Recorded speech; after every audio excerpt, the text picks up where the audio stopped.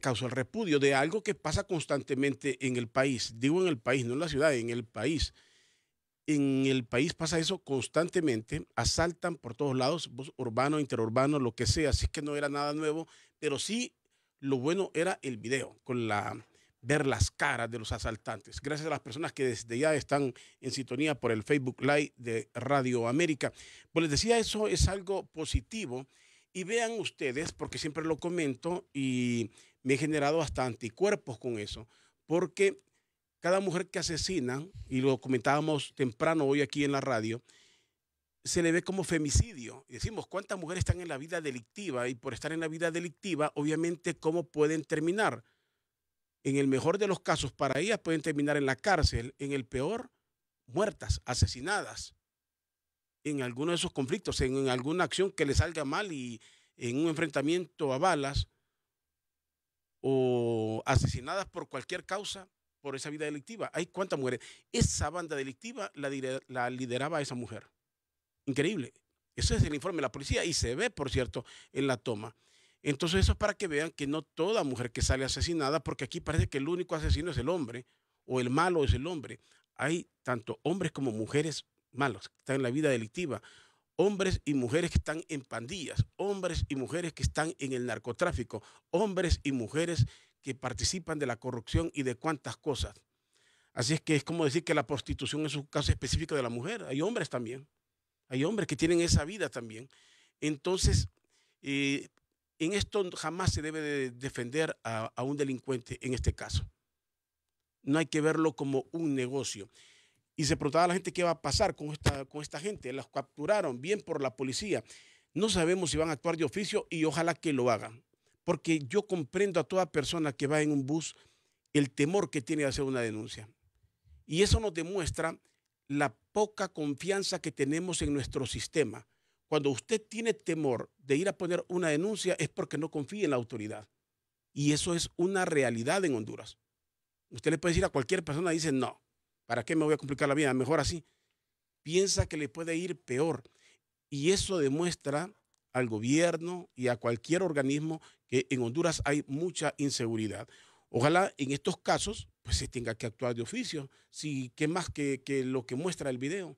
La gente que va, ojalá que alguien o que toda la gente que iba en el bus se uniera y así, o que la pusieran bajo ¿qué? Cubierta de lo que sea, protegiéndoles, para que esta gente y que sirva de escarmiento para todo aquel que anda delinquiendo, que no se va a salvar. Miraba un trabajo de los que hace Discovery, de unos niños, un niño de dos niños, familias, uno de 14 y otro de 16 años, que ellos imitaban el accionar de una película. No recuerdo el nombre de esta película. La cosa es que ellos imitaban esta acción y querían asesinar. Y para asesinar querían vestirse igual que lo que ellos miraban en la película. Y para hacerlo, entonces necesitaban dinero para los trajes. Al más grandecito, al de 16 años, se le ocurrió, posiblemente que alguien que me esté escuchando en este momento habrá visto el programa en Discovery, sale que el niño lo que hace es, eh, elige a la mamá. Sabía que la mamá tenía unos ahorros, entonces deciden asesinar a la mamá. Le pegó como 30 puñaladas entre los dos. Pero ¿cuál es el hecho? Lo juzgaron como adulto en Estados Unidos. Mató como adulto, lo juzgaron como adulto. El de 16 años, cadena perpetua, cárcel de por vida, y el otro le dieron, no recuerdo si eran 25 años, pero con opción a cadena perpetua, según el comportamiento que le fueran viendo. Pero esa es una realidad. ¿Cómo lo juzgan? Eso necesita la sociedad en Honduras. No leyes condescendientes, no leyes así muy maternales. Al delincuente hay que tratarlo como delincuente, al ladrón como ladrón. Solo así se puede sanear una sociedad. Bueno, pues bien por la policía. Ojalá que pase, que esto llegue a más y que capturen más gente que anda en la vida delictiva.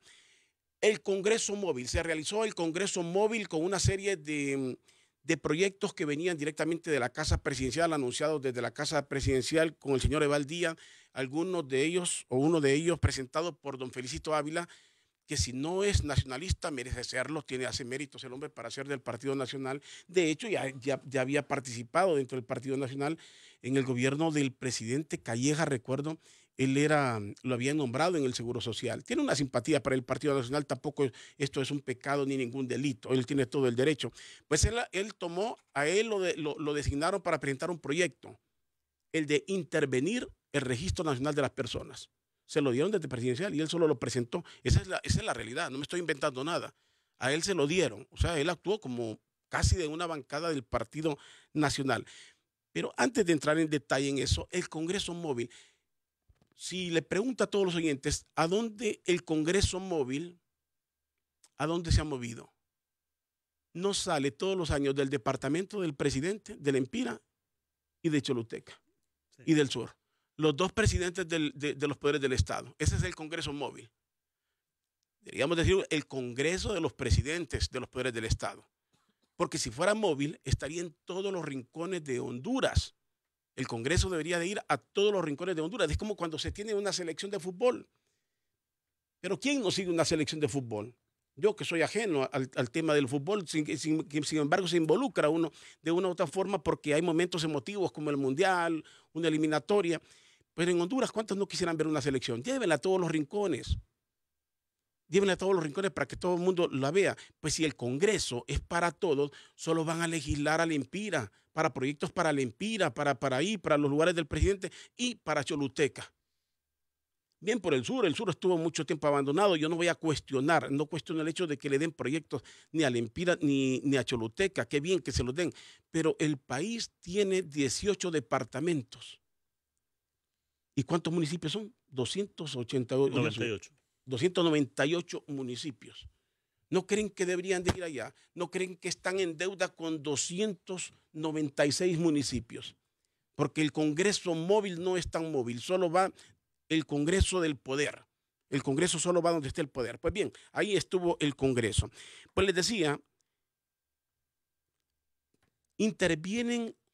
presentan un proyecto para intervenir el Registro Nacional de las Personas, pero como lo decía hoy don Augusto Aguilar, que fue magistrado en el Tribunal Supremo Electoral, decía, es algo ridículo, una intervención, pero no se paran a lo que están. Se interviene lo que no funciona y se aparta a la gente que está al frente, porque esté intervenida una institución. Dicen, por un lado, que no es que son malos, que van a hacer esto o lo otro. Si la están interviniendo es porque es malo. Sencillamente, cuando interviene en una institución es porque no funciona, porque no del ancho, porque hay que arreglar algo. ¿No han servido los que han estado en el Registro Nacional de las Personas? ¿O qué interés hay? Porque ahora resulta que al Partido Nacional, al poder, le urgen las reformas electorales. ¿Están escuchando ustedes? Les urge, están desesperados por las reformas electorales. Reformas que las pidieron en el año anterior, previo a las elecciones. Todos recordarán, y si no, váyanse al internet. Si alguien cree que yo estoy manipulando aquí, váyase al internet y busque las noticias. Hubo una que dijo el presidente, no hay reformas. Don Mauricio Oliva también dijo, no habrán reformas electorales. Ahora es que le surgen las reformas electorales. Pero las reformas electorales no son tan amplias. ¿Cómo es posible? Ahora estamos ante una feria de formación de partidos políticos.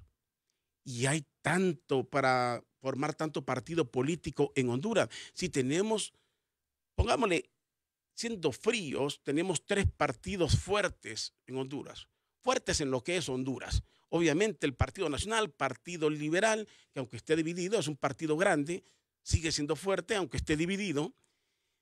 Y el Partido Libre, son los verdaderos partidos.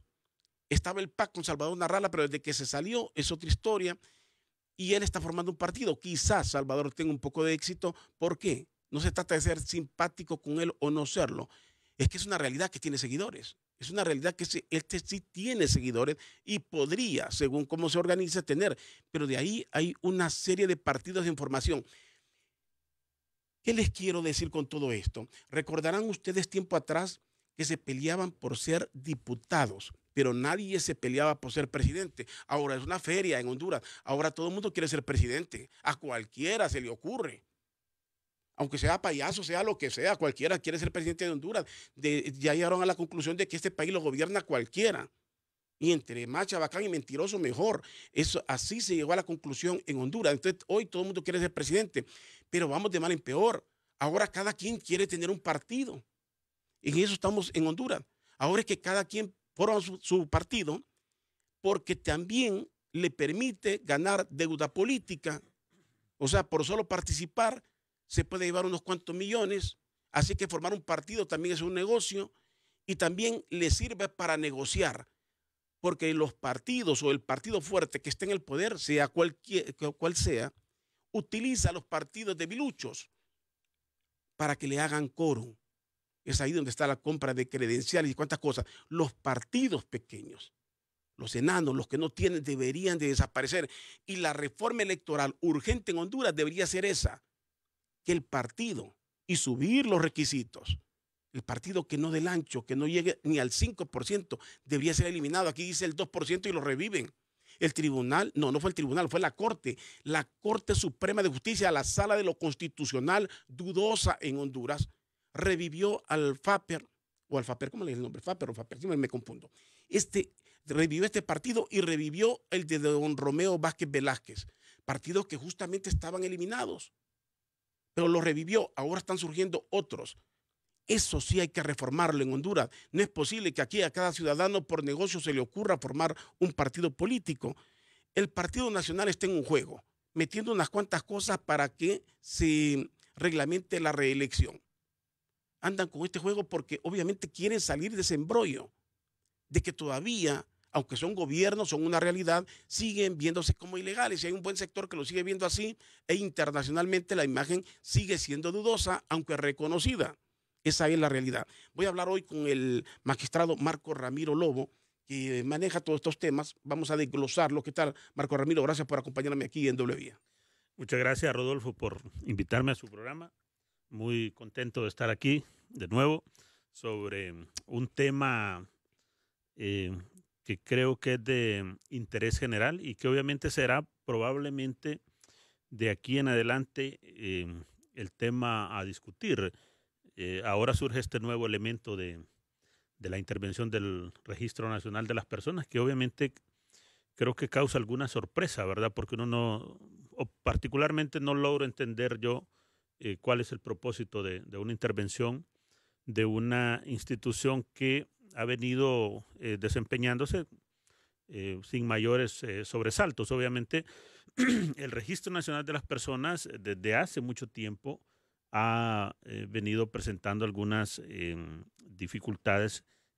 Uno ve presupuestarias, manejo de la identificación, sobre todo en la tarjeta de identidad. Probablemente ese tema tome algún tiempo de discusión y obviamente lo de las reformas electorales, que seguramente también van a ocupar mucho espacio en los medios de comunicación porque recién acabamos de salir de un proceso electoral, 6, 7 meses, y todavía arrastramos las consecuencias del proceso electoral recién pasado. Entonces eso nos obliga a todos a echar una mirada al pasado muy reciente e identificar las causas que generaron esa crisis. Y obviamente uno concluye que al final necesitamos remover todo nuestro sistema electoral. No es reformas puntuales o las reformas que convengan a uno u otro partido. Es remover en su totalidad la forma en que hemos venido desarrollando los procesos electorales en nuestro país. Y creo yo que esa discusión obviamente va a ir tomando cada vez más fuerza y esperamos nosotros que el Congreso Nacional, en el momento que estime conveniente, que crea que ya hay condiciones, pueda iniciar la discusión en primera instancia de reformas constitucionales en materia electoral, porque tienen que haber reformas constitucionales en materia electoral. Y luego, una vez que se ratifiquen esas reformas a la Constitución, proceder a la aprobación de una nueva ley electoral que seguramente será el gran reto de la clase política y una prueba muy difícil porque tendremos que encontrar entre todos un sistema electoral que dé la confianza y dé la garantía a todos los que participan en el proceso, ya sea los candidatos o el mismo pueblo que es al final quien toma las determinaciones en la elección. Y hablando de esas reformas, hablar de nueva ley electoral, nos obliga a ver lo que pasó. ¿Cuál era la reforma electoral que se pedía en algún momento? Bueno, se pidieron dos cosas. Uno, que no era reforma, hacer un plebiscito sobre el tema de la reelección. Hubo una negativa desde el poder, negativa total a un plebiscito que era necesario para que no estuviésemos divididos los hondureños. Era necesario hacer un plebiscito. Y el otro tema era la segunda vuelta. Lo pedía el Partido Liberal, creo que lo pedían otros partidos. Si se hubiese aprobado una segunda vuelta electoral, no estaríamos en el lío en que nos metimos y tuviésemos un gobierno seguro. Mire, el Partido Nacional, hay que ser fríos, le tuvo miedo, o el gobierno le tuvo miedo a una segunda vuelta electoral. Le tuvo miedo a que se unieran el resto de partidos para sacarlos del poder. Esa es una tesis válida, póngale usted. Ese miedo, ese temor ante la impopularidad es válido. Pero también hay otra cara de la moneda que no hay que obviar. ¿Y cuántos no se venden, pues? Sí. O sea, y también unos se pueden vender y otros que pueden tener una simpatía. Sencillamente hay que darles el beneficio de que algunos tenían más simpatía con el Partido Nacional y se pudieron haber aliado con ellos y estar legalmente en el poder sin violar la Constitución. Pero esa reforma tan necesaria no la quiso aprobar, y Dios, no fue el Partido Nacional porque era el que tenía el poder y lo tiene para hacerlo. No lo hicieron. En lo que están planteando no la hablan. Sí, no se habla. En lo que están planteando no la mencionan. Sí, y usted ve la importancia que tiene el tema de la segunda vuelta, lo que nos pudo haber ahorrado a los hondureños de cara al reciente proceso electoral.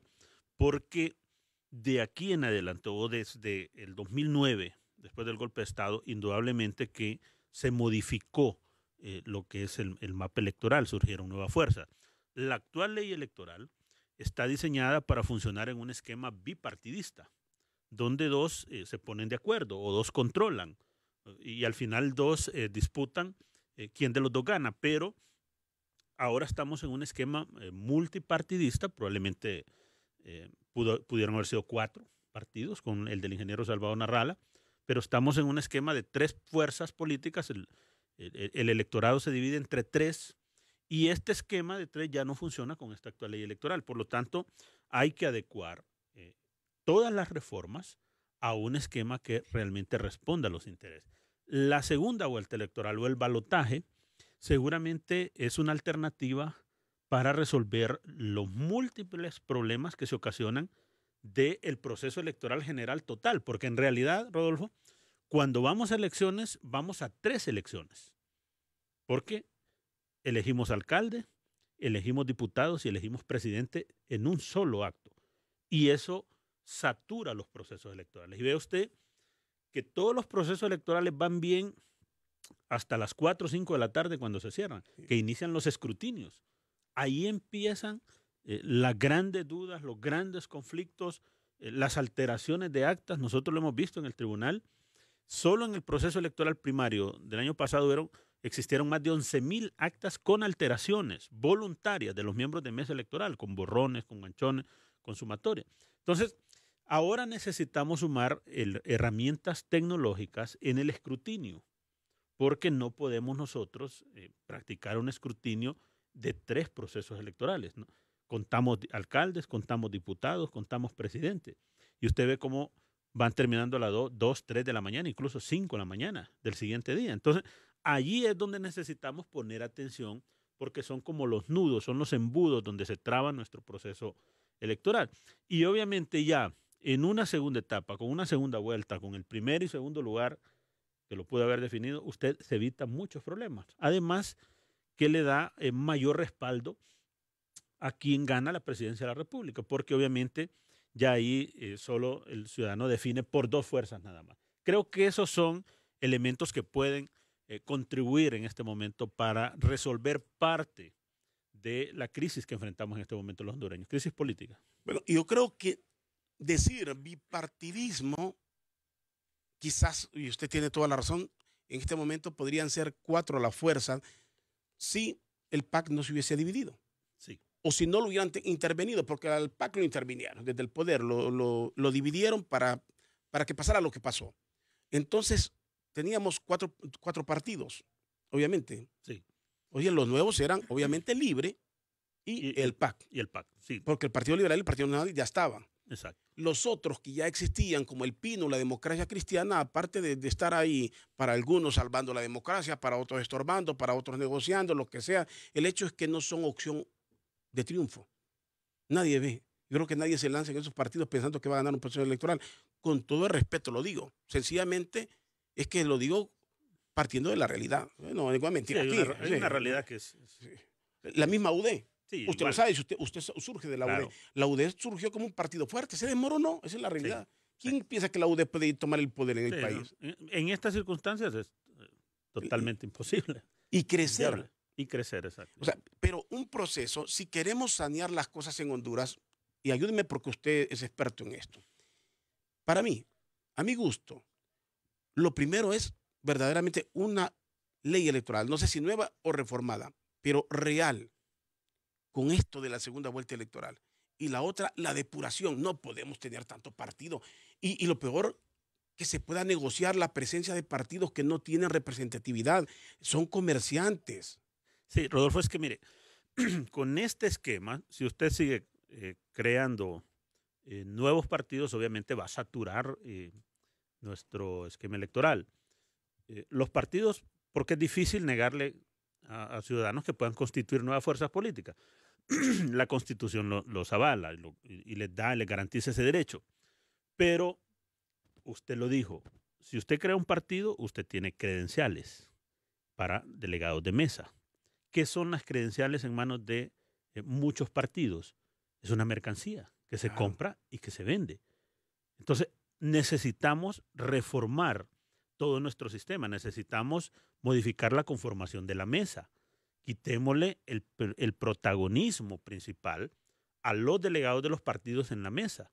Hay sistemas mixtos donde los partidos pueden estar, pueden presenciar cómo se está desarrollando el proceso electoral en la mesa, pero los partidos no son los principales protagonistas. Entonces, si usted le va quitando credenciales, le va quitando acceso a financiamiento, a deuda política, y obviamente va creando otros mecanismos para fortalecer los partidos, obviamente.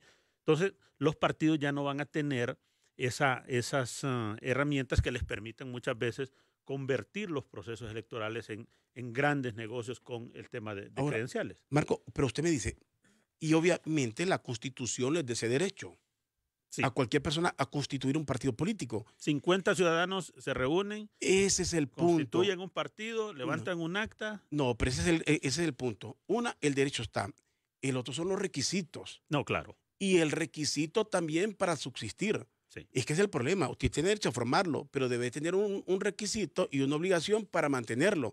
Si usted no logra ni el 2%, por favor, ¿qué está haciendo? Solo está llevando dinero del erario público, hay que pagarle deuda. Fíjese que hasta antes de el año 2014, los partidos que no alcanzaban el 2% como mínimo o un diputado alternativo, desaparecía su registro. Así lo establecía la ley electoral.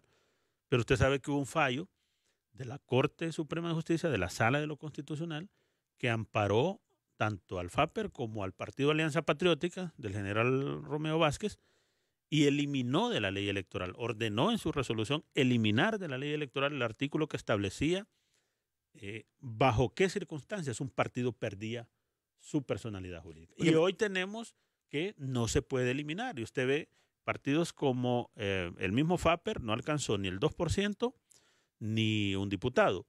El mismo partido Vamos, de diputado Cruz Asensio, tampoco alcanzó el 2% ni un diputado.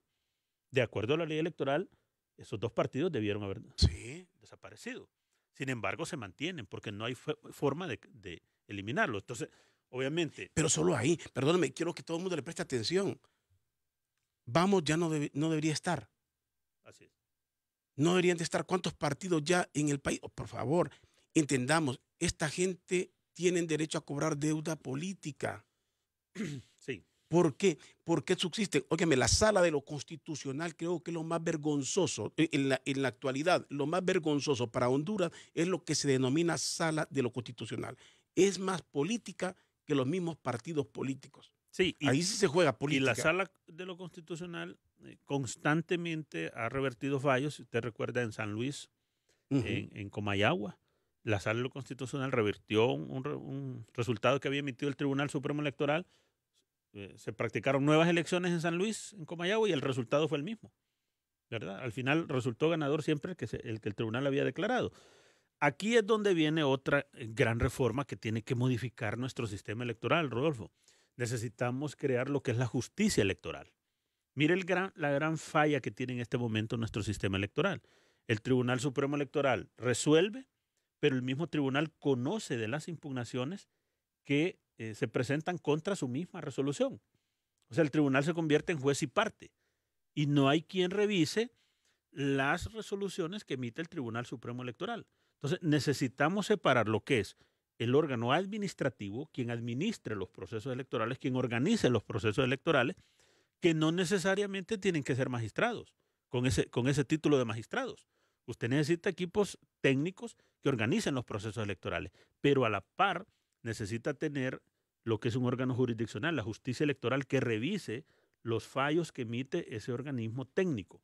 Porque en este momento los ciudadanos que interponen recursos, cuando usted escucha constantemente después de las elecciones que le robaron su diputación, que no le sumaron los votos, pero ese ciudadano no tiene una instancia donde recurrir contra los fallos del tribunal, si no es con un recurso de amparo ante la Sala de lo Constitucional, que solo ve lo que tiene que ver con las violaciones a la Constitución. Y la mencionada Fiscalía de los Derechos Delitos electorales. Delitos electorales. No funciona tampoco. Es imagine usted, si Honduras, eso es lo que hacen los gobernantes en Honduras, lo que hace la gente que quiere vender una imagen que no es la realidad de Honduras. Y eso lo sabemos los que vivimos en el país, y los únicos que no lo saben son la gente desinformada y los que se hacen los disimulados.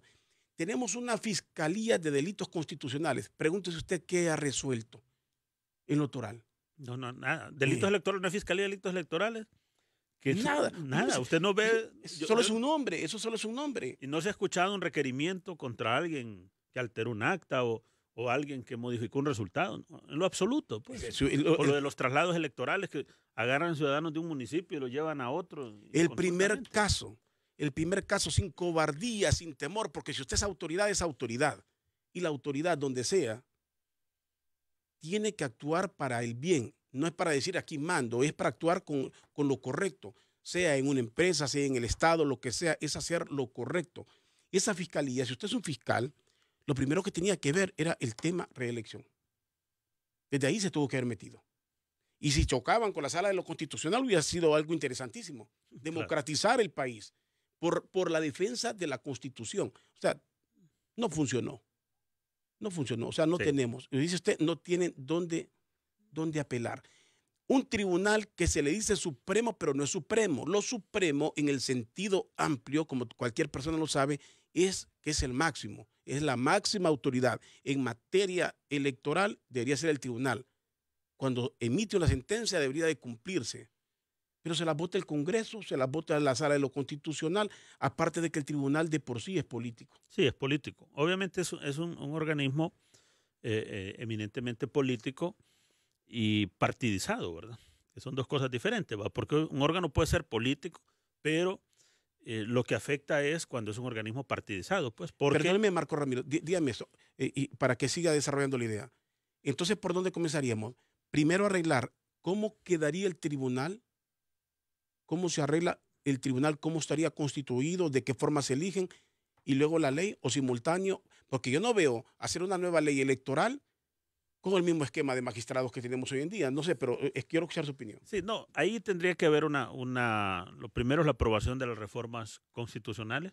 Si usted va a aprobar segunda vuelta, se necesita una reforma a la Constitución de la República. Si usted va a aprobar la modificación del Tribunal Supremo Electoral, ya sea en la forma en que va a elegir a sus integrantes, a sus magistrados, o si va a separar la administración de los procesos electorales de la justicia electoral, se requiere de reformas constitucionales. Esas reformas constitucionales, en todo caso, tendrán que darse este año para ratificarlas el próximo año, y a partir de que usted ratifica, el Congreso ratifica esas reformas a la Constitución en materia electoral, iniciar la aprobación de una nueva ley electoral. ya con otras condiciones que le permita a usted, porque ahora tendríamos 3 procesos electorales. El proceso electoral primario, que usted sabe que es muy debatido, muy controvertido en los partidos, tendría la primera vuelta electoral y obviamente la segunda vuelta electoral. Entonces, tendría que establecerse en la Constitución de la República y mover el calendario electoral, ¿verdad? Entonces, necesitaríamos en primera instancia las reformas de tipo electoral. Si va a aprobar diputados por distritos...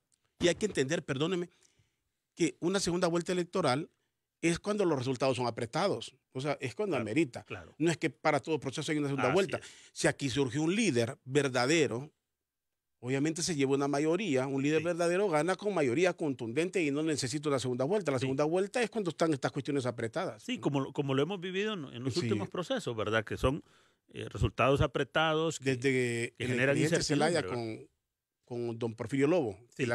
que la gana el expresidente Zelaya. Desde ahí vienen los procesos Desde ahí muy, vienen muy, muy esa... cerrados. Muy cerrados. Entonces, la segunda vuelta le permite destrabar eso, porque usted sabe que tiene una segunda oportunidad. Ya usted revisa de América Latina para abajo y la mayoría de los países tienen segunda vuelta electoral, porque obviamente han encontrado en esta herramienta un mecanismo de descompresionar los partidos políticos. Se imagina ya nosotros, incluso ya tendría un poco más despejado uno el panorama de ir a un proceso electoral ya donde solo 2 fuerzas políticas van, 2 candidatos, ya usted elimina a los candidatos a alcaldes, diputados, porque ya los eligió en el primer proceso, y le permitiría al ciudadano poder tener una mejor comprensión incluso de las propuestas que hacen cada uno de los candidatos, porque luego en todo este enredo que se da del proceso electoral general, con 3 elecciones, a veces el ciudadano no tiene ese espacio para poder discernir en relación a las propuestas. Entonces, la segunda vuelta puede permitir perfectamente eso y da el espacio para los acuerdos, las alianzas de los partidos, indistintamente de la posición ¿Y que por tengan. qué miedo a las alianzas? Y no somos hondureños. Pues. No es para gobernar a Honduras. Así es. De eso se trata, ¿no? Así, y se dan en todos los países. Ahora, Marco, y quiero que me diga algo analizándolo, porque aquí dicen, el Partido Nacional presenta ayer, dicen, entre las reformas que ellos presentan, ¿qué les urge? ¿Qué les urge? Urgían reformas electorales el año pasado.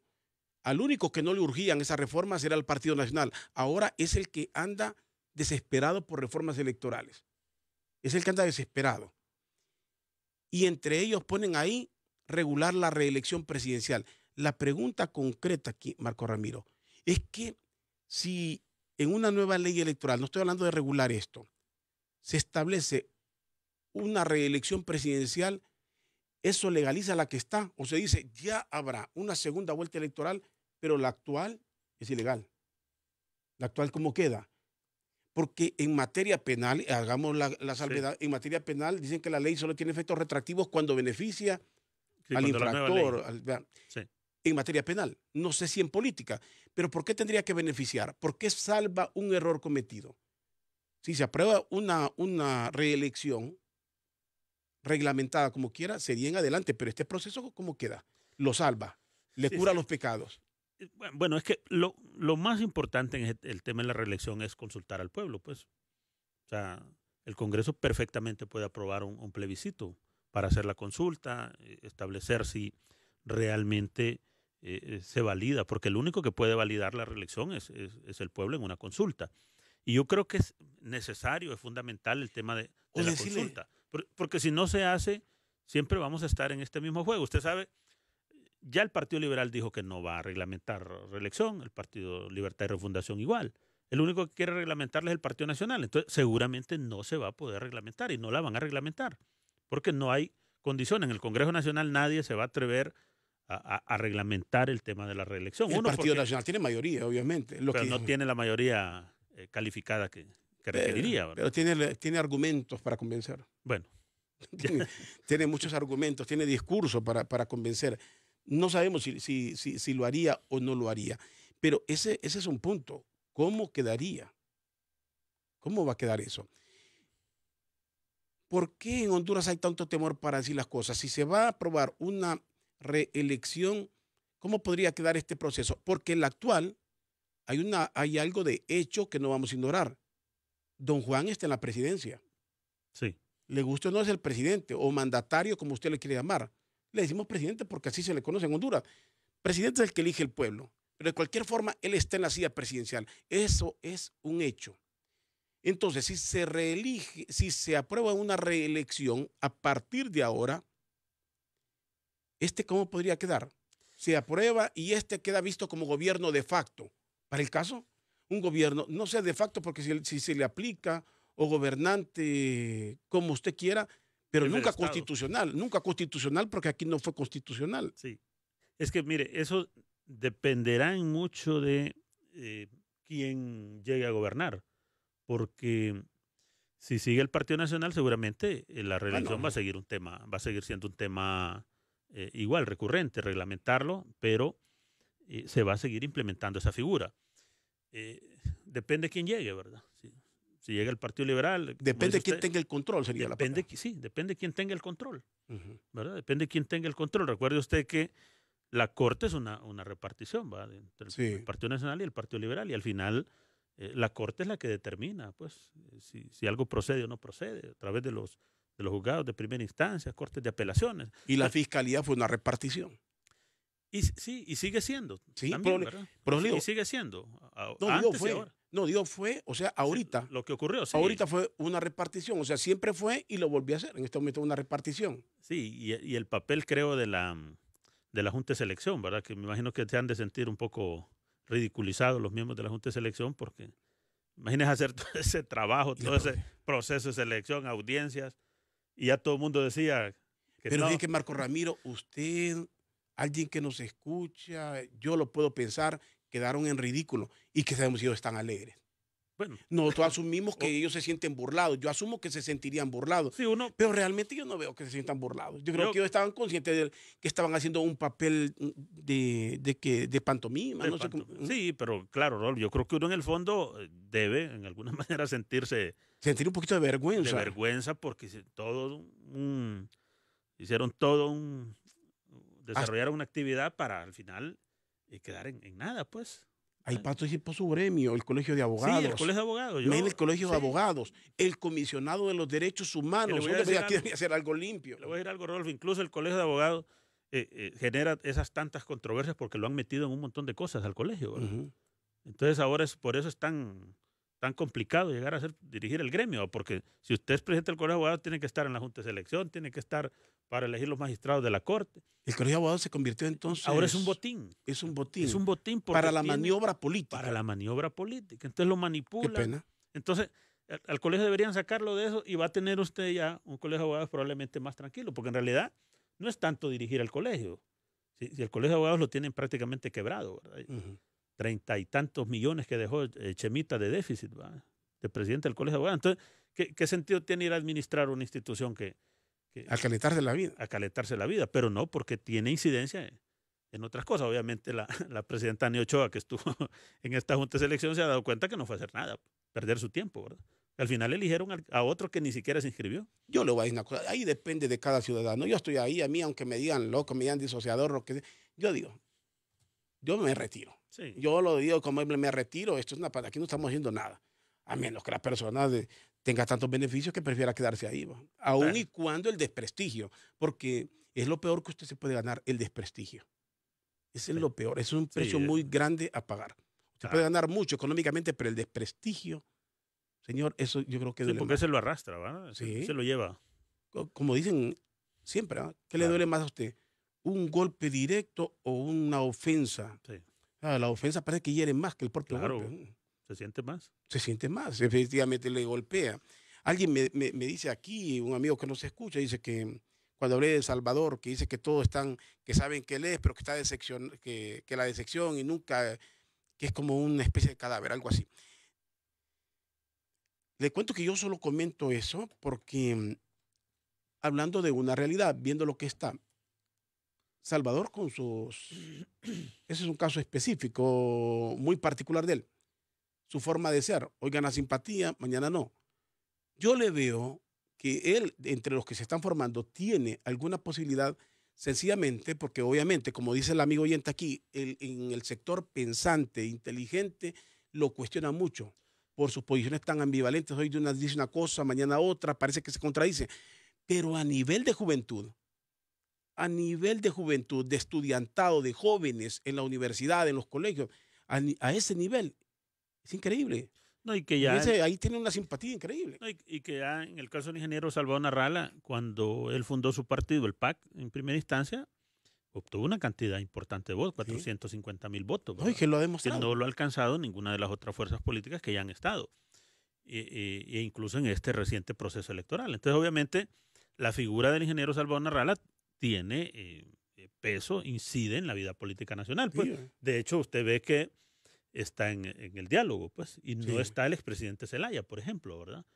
Entonces sí. usted ve que ya es una figura que sí de alguna manera tiene peso, pero indudablemente él tendrá que cumplir los Es requisitos. que es una persona que tiene seguidores, tiene un peso. Yo no digo si es bueno o es malo. Así Quiero es. ser claro. No estoy diciendo si es bueno o es malo, si debe o no debe ser presidente. No estoy diciendo nada de eso. Yo les pregunto aquí a todos los que me escuchan. Háblenme del candidato de la UD para el caso. Algunos ni se acuerdan quién era. Sí. Háblenme del candidato de la DC, cómo pesa. ¿Qué han escuchado de él últimamente? Les puedo mencionar así de cualquiera. Creo que el único que pasa hablando es don Romeo Vázquez, su forma de ser, y obviamente con el hecho del 2009 su nombre es bastante popular en Honduras. Pero si no fuese por ese hecho, no creo tampoco que sería un hombre mencionado. Y eso sí logró, en el mapa político, sí logró Salvador posesionarse. Cualquier figura dentro del Partido Nacional o Partido Liberal tiene esa posibilidad, e incluso en libre. Así es, Cualquiera, definitivamente. cualquiera. Pero fuera de ahí, sí hay que tener bastantes seguidores para pesar. Sí, definitivamente, ¿verdad? Yo creo que esos elementos son visibles, se perciben. Obviamente, le decía yo, tienen que cumplir con los requisitos. Si va a inscribir un nuevo partido, tendrá que llenar todos sus requisitos, igual que todos los que están solicitando, ¿verdad? Hoy llegó doña Eva Fernández a solicitar su inscripción. El tribunal tiene que darle trámite a cada una de las solicitudes, verificar si está Se conforme llama Partido País. Sí, Partido País. Así, el que quiere formar doña Eva Fernández, País, con una H al final. Y ya este nombre ya había estado con un amigo sanpedrano. Sí, el ingeniero René Bendaña. Bendaña, Incluso correcto. presentó solicitud formal al tribunal. Con este mismo nombre, País. Con ese mismo nombre, presentó firmas. Al final fue descalificado el partido del ingeniero Bendaña. No sabemos si va a seguir haciendo uso o otro intento para inscribir su partido. Taedras también, que ha presentado junto con sus compañeros de trabajo su nueva ruta. Sí, nueva ruta. Ya incluso ya se le extendieron formularios para que inicien el proceso de recolección de firmas. Obviamente tendrán que complementar los otros requisitos que se establecen para luego hacer una evaluación, una revisión detallada y al final el tribunal va a resolver. Aquí la interrogante, Rodolfo... Tiene una ventaja, pero tiene una ventaja Edras también. Habrá que ver si le sirve o no. Tiene un canal donde tiene mucha gente que lo sigue. Sí. Algunos que lo ven porque no les gusta, por ver qué dice, qué tema habla, y otros porque verdaderamente lo siguen. Pero de cualquier forma está ahí.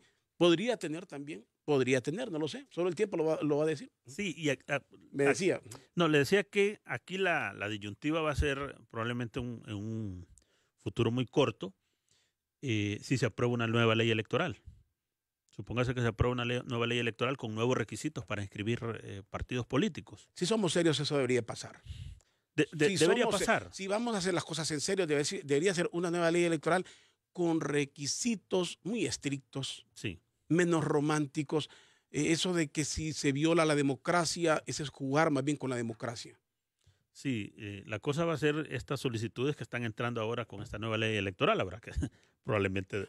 Pero les puede dar trámite, pero les pone el requisito. Sí. ¿Cómo se mantiene un partido? Sea que tenga antigüedad o no, ¿cómo se mantiene? Es decir, pasado un proceso. Yo no me quedaría con el 2%. ¿Con cuánto se quedaría usted? Mire, 2% es una cantidad importante. Probablemente se suba al 5%, ¿verdad? El número de firmas para tener el respaldo, ¿verdad? Óyeme, en un 2% hay partidos que no han llegado ni a 50,000 votos. No, mucho menos, mucho menos. Sí, no, es que yo quise ser lo más positivo que quería. Sí, pero andan mucho menos. 2% se establece porque es el requisito mínimo para subsistir, ¿verdad? Si supera el 2% en el proceso electoral general, entonces obviamente se entiende que el partido político ha salvado esa dificultad y mantiene su registro político. Por eso se le solicita el 2% como mínimo de firmas para respaldar la inscripción. Por eso es justamente ese argumento. No tendría que modificarse también lo del 2% al 5%. Yo creo que para que Honduras verdaderamente la miremos con más seriedad, que tengamos gobiernos serios y con verdad. Mire, si usted es líder, yo parto de esto, que si usted es un líder, usted puede conseguir no 50,000 firmas. Sí, no, por Si supuesto. estamos hablando de un país, si usted se lo logra 50,000 firmas, está en duda. Si usted es un líder, usted tiene que conseguir más de 50,000 firmas. Y usted va a lograr, si usted tiene un partido y no va a superar el 2%, óigame, mira el porcentaje, 2%. Si no logra el 2%, o si a puras penas logra el 2%, hombre, por dignidad, sálgase. Sí. Lo que pasa es que estamos eligiendo presidentes con un 23, 24% también, ¿verdad? O sea, los presidentes de la República, Sí. ¿va? Más o menos, ¿va? Si usted hace un prorrateo, los últimos presidentes los estamos eligiendo con un 23 a Porque no han sido 24%. líderes. Porque no hay un verdadero liderazgo. Entonces usted encuentra que del censo un 75% no coinciden con el presidente Sí. que está gobernando, ¿va? Pero no sé si comparte, no sé. Eso del 23% no es una pachorra del hondureño por ir a votar. Es porque no hay un líder. Sí. No, Cuando el y líder ahí inciden motiva. ahí inciden varios elementos, Sí, ¿verdad? Hay entre muchos algunos, sí. elementos, ¿verdad? Entre algunos ese, otros muchos hondureños que están en el censo y están fuera, ¿verdad? Del país, que no ejercen el sufragio, o el desinterés que pueda tener un ciudadano de participar, la apatía, ¿verdad? Sí. De participar en los procesos electorales. Muchas de las justificaciones de la segunda vuelta electoral es tener presidentes con un mayor respaldo, porque ya cuando usted va a una segunda vuelta electoral, ya solo divide entre dos. Entonces los presidentes normalmente superan el 50%, ¿verdad? Entonces ya tienen presidentes con más respaldo. Una persona me dice aquí hay que eliminar los suplentes de las mesas electorales, el conteo debe de manejarlo una empresa extranjera independiente a la manipulación de magistrados, entregar credenciales conforme a la carga electoral. Aquí el problema es a quién se le va a entregar. Aquí, Pero fíjese, Rodolfo, que hay herramientas tecnológicas que permiten desarrollar escrutinios en forma rápida. Porque el problema nuestro es que nosotros seguimos todavía contando con palitos.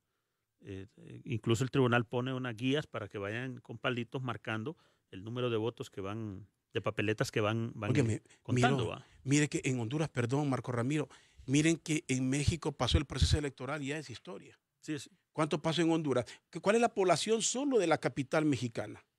22 millones. Solo la capital mexicana. ¿Cuánto es la población electoral en Honduras?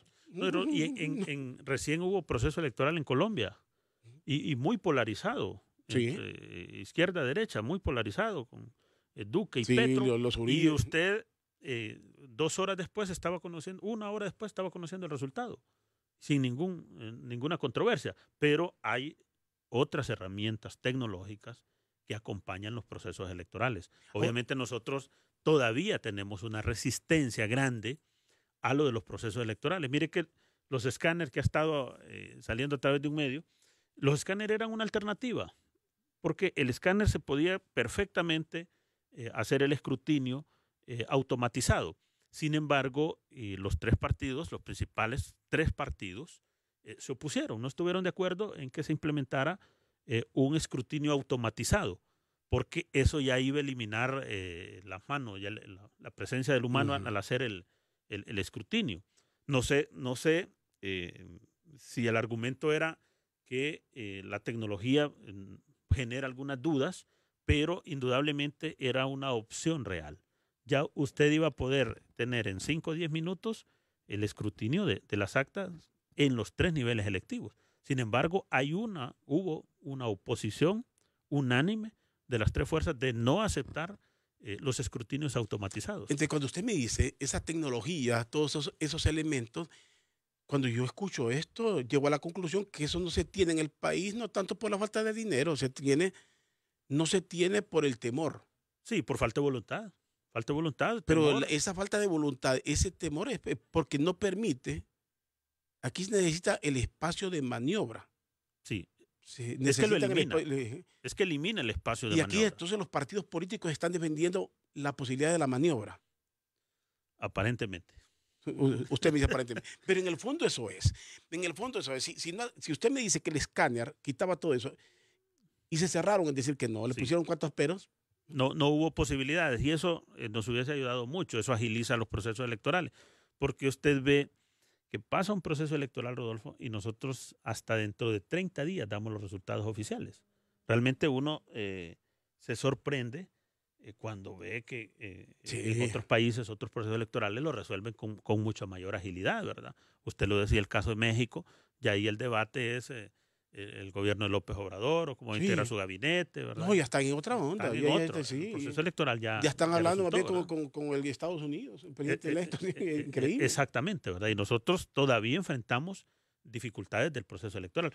Lo que sí es que tenemos la obligación de actualizar nuestro proceso electoral y este momento es el momento oportuno. Este es el momento oportuno, lo dice usted, Marco Ramiro, y el Partido Nacional nos quiere vender esa idea también.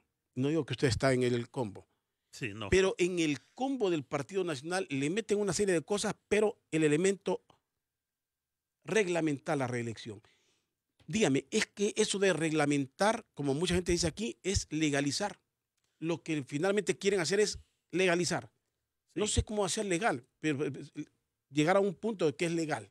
La sí, y usted sabe, Rodolfo, y todos sabemos que eso no va a pasar, porque lo van a bloquear, no van a reglamentar el tema de la reelección. Y esa herramienta la van a seguir utilizando en lo futuro. Probablemente, no sé si irá, pero se va a seguir utilizando. Entonces, yo siempre en ese tema creo que es necesario la consulta. En algún momento va a ser necesario consultar al pueblo hondureño para ponerle fin. No sé si estando el actual presidente o estando fuera el actual presidente, pero va a tener que consultarse y va a tener que tomarse una decisión. Y ahí están las herramientas. Ese es el tema. Ustedes recuerdan después del conflicto en el 2009, cómo nos dividimos en Honduras, en el 2009. Y nos dividimos supuestamente los que defendían la Constitución contra los posibles violadores de la Constitución. Digo posible porque no llegaron, porque no, el hecho nunca se consumó. Los mismos hechos se repiten el año pasado. Pero en las reformas que se están pidiendo, y antes de esas elecciones, la gente pedía a gritos, y lo pedían partidos, un plebiscito sobre el tema de la reelección. Pero no le urgió ni le interesó al Partido Nacional. Se creó después del 2009 la figura del plebiscito. Sí. No, pero no se aplica. No se pone, óigame, yo no sé para qué la aprobaron y en qué la van a utilizar. Para elegir técnico de la selección, pero ¿para qué van a utilizar el plebiscito en el país? No, y que el ministro Valdías, el día de ayer que compareció al Congreso Móvil en Gracia, lejos de llevar una propuesta de reglamentar la reelección, debió haber presentado una propuesta para consultarle al pueblo mediante un plebiscito. Consultar si es viable eso, si existe o no existe la reelección en nuestro país. Sí. Porque estoy seguro que eso hubiera tenido el respaldo probablemente unánime de todas las fuerzas políticas. Y eso destrabaría, creo yo. ¿Cree usted que alguien se atrevería a hacer una pregunta, decir, ¿está de acuerdo usted que terminen los 4 años de don Juan Orlando así como llegó al poder o que se hagan nuevas elecciones? Sí, haga un plebiscito. ¿Se atrevería? Sí. Si usted está seguro de sí mismo, Sí. Si yo digo, si van a preguntar aquí, ¿me quedo yo o me voy de la radio o del programa? Háganlo. Sí. Háganlo si yo estoy convencido. Y bueno, si a mí sí me sigue la gente, si verdaderamente el programa tiene aceptación, me voy a quedar. Si este es falso, no puedo maniobrar. Si el programa tiene aceptación, me voy a quedar. Si no la tiene, me voy a ir. ¿Qué le voy a hacer? O sea, sea amplio. Sí. Pero la consulta debe hacerse, Rodolfo. Si no, vamos a pasar en ese mismo tema, ¿verdad? Y obviamente... pero no está planteada. No está planteada. No está planteada y no la están planteando como urgencia. Planteada, sí. Y esa es la verdadera urgencia. Esa es la verdadera urgencia. Esa es la verdadera urgencia, consultar. Si el pueblo dice que sí, existe la reelección, que se quede, o que no exista. Y al final eso pondría fin al tema de la reelección. Eso debe ser. Para mí eso debe ser.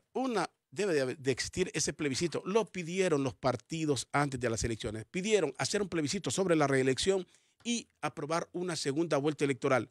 Ninguno de esos temas aparecen en la propuesta del Partido Nacional. Ninguno.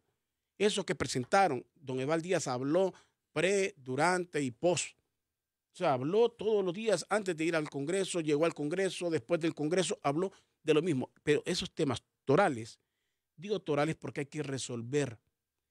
Si usted es demócrata, si a mí me dicen democráticamente, hoy un plebiscito y todos los hondureños quieren que se quede don Juan Orlando, no 4, sino que se quede 10 años, si el pueblo lo quiere, pero si verdaderamente lo pide, ¿qué vamos a hacer? Usted es demócrata, dice que se quede. Eso. Que se quede. Así es. Si los hondureños así lo quieren, que se quede, pues. Así es. Pero que, no, que sea el hondureño. Así es. Que sea la consulta. Y tenemos las herramientas en la Constitución de la República, Sí, mediante las cuales se deben hacer las consultas al pueblo. Y nos quedamos con la duda del por qué, si verdaderamente en esto de intervenir el Registro Nacional de las Personas hay una sana intención por nuestra identificación o hay algo político.